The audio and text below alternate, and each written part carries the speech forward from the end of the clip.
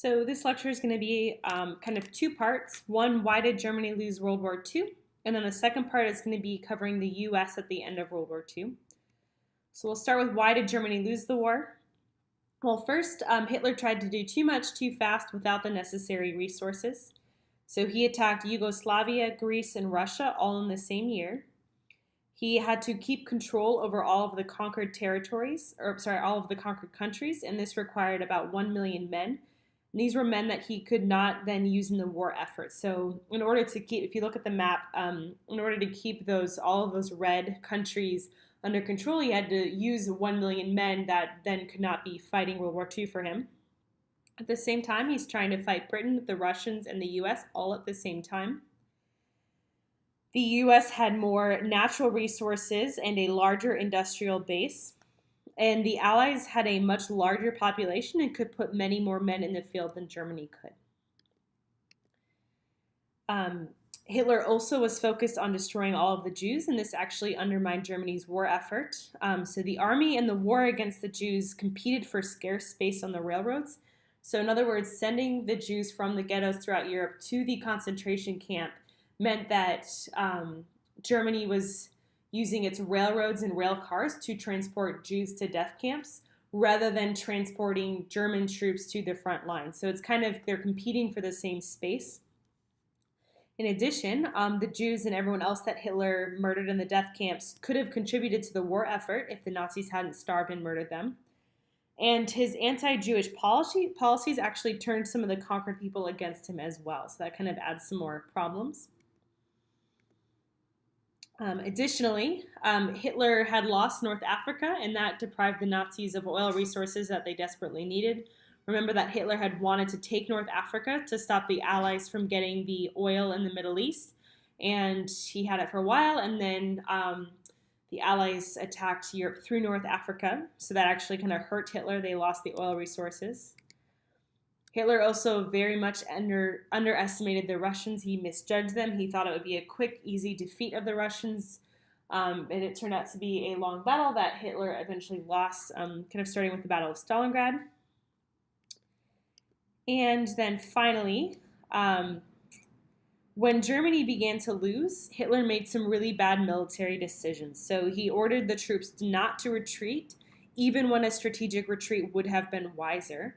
He also started retreating into a fantasy world. He would not listen to any unpleasant facts, and he spent his time daydreaming and would not let anyone else make the needed decisions. All right. And then the US at the end of World War II. So kind of the big question is like, what's coming next? What was the US like at the end of the war? We'll start with dealing with the Axis powers. So Roosevelt, before he died, was determined to not make the same mistakes that happened during World War I. After World War I, the victors were too harsh on Germany, which helped lead to World War II. Compared to the demands placed on Germany after World War I, the Allies were fairly lenient on Germany and Japan after World War II. So Germany and Japan had to disarm and surrender conquered territory. They did have to pay reparations, but not a great amount, and just in the form of industrial equipment and other goods and services. Allied leaders did not want to punish the German and Japanese people. They just wanted to punish the leaders who had committed the war crimes. So the Nuremberg war crimes trials for the Nazi war criminals had 22 defendants. All of them pleaded not guilty to the charge of war crimes and crimes against humanity. 12 received the death penalty by hanging, 7 received prison terms, and 3 were acquitted. For Japan, 25 defendants were found guilty, including Hideki Tojo, which was Japan's main war leader, and he was hanged. We decided to help the Germans and the Japanese rebuild their cities. So, for example, the U.S. General MacArthur advised the Japanese government. We completely got rid of Japan's military, and we destroyed Germany's factories to stop its war-making capacity. We also split Germany into 4 sections divided amongst the Allies, so Britain, France, the U.S., and Russia kind of were each in control of France. We occupied Germany after World War II. This kind of helps lead to the Cold War. We also had a new foreign policy. So after Pearl Harbor, more Americans realized that the United States could no longer isolate itself from the world. Before World War II, many Americans wanted to avoid international conflicts.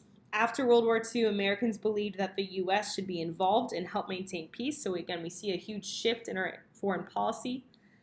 The U.S. joined several organizations, including the World Bank and the United Nations, a replacement of the League of Nations. The U.S. was a leader in the founding of the United Nations, and one of their first major tasks was to partition Palestine or divide it into Arab and Jewish sections to give a home to many of the Jews affected by the Holocaust. This also starts decades of conflict in the Middle East. And finally, we have post-war life in the U.S. So if you think back to World War I, after World War I, the mass cancellation of government contracts had caused a lot of unemployment. So again, the government canceling all of its contracts with factories ended up causing the factories to let go of a lot of their workers. And on top of that, you have U.S. troops returning. So U.S. leaders wanted to prevent this from happening a second time, and they worked to make the transition easier. And they introduced something called the GI Bill of Rights, also known as the Servicemen's Readjustment Act. And this was that, so government money would go to ease the transition into civilian life for soldiers. That soldiers could continue education or receive on-the-job training.